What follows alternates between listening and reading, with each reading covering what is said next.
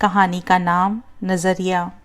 एक व्यक्ति बहुत दिनों से तनावग्रस्त चल रहा था, जिसके कारण वह काफ़ी चिड़चिड़ा और क्रोध में रहने लगा था।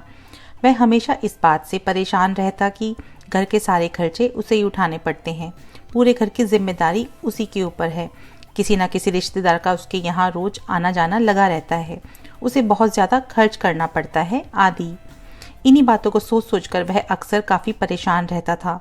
अपने बच्चों को अक्सर डांट देता था और अपनी पत्नी से भी ज़्यादातर उसका किसी न किसी बात पर झगड़ा होता रहता था। इसी तरह समय गुजरता गया। एक दिन उसका बेटा उसके पास आया और बोला, पिताजी मेरा स्कूल का होमवर्क करा दीजिए प्लीज़। वह व्यक्ति पहले से ही तनाव में था, इसलिए उसने बेटे को जोर से डांट कर भगा दिया।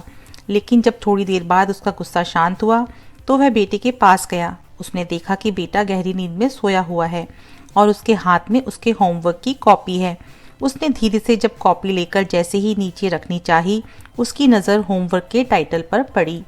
होमवर्क का टाइटल था, वे चीज़ें जो हमें शुरू में अच्छी नहीं लगती लेकिन बाद में वे अच्छी ही होती हैं। इस टाइटल पर बच्चे को एक पैराग्राफ लिखना था, जो उसने लिख लिया।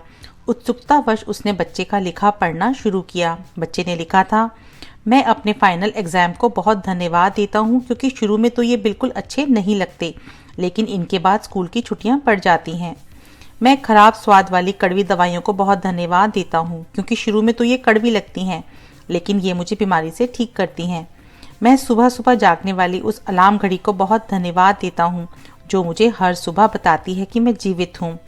मैं ईश्वर को भी बहुत धन्यवाद देता हूँ, जिसने मुझे इतने अच्छे पिता दिए, क्योंकि उनकी डांट मुझे शुरू में बहुत बुरी लगती है, लेकिन वो मेरे लिए खिलौने लाते हैं, मुझे घुमाने ले जाते हैं और मुझे अच्छी अच्छी चीज़ें खिलाते हैं। और मुझे इस बात की खुशी है कि मेरे पास पिता हैं, क्योंकि मेरे दोस्त राजू के तो पिता ही इस दुनिया में नहीं हैं। बच्चे का होमवर्क पढ़ने के बाद वह व्यक्ति जैसे अचानक नींद से जाग गया हो। उसकी सोच बदल गई।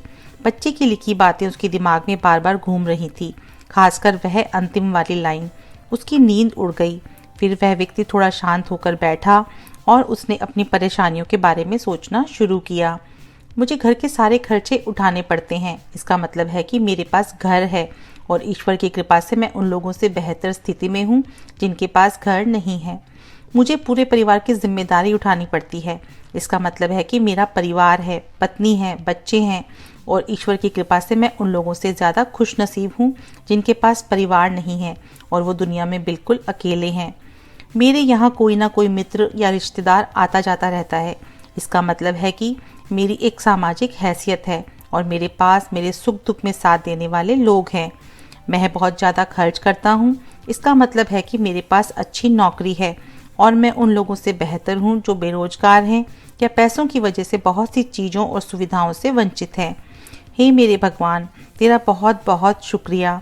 मुझे माफ़ करना, मैं तेरी कृपा को पहचान नहीं पाया। इसके बाद उसकी सोच एकदम से बदल गई। उसकी सारी परेशानी, सारी चिंता एकदम से जैसे खत्म हो गई।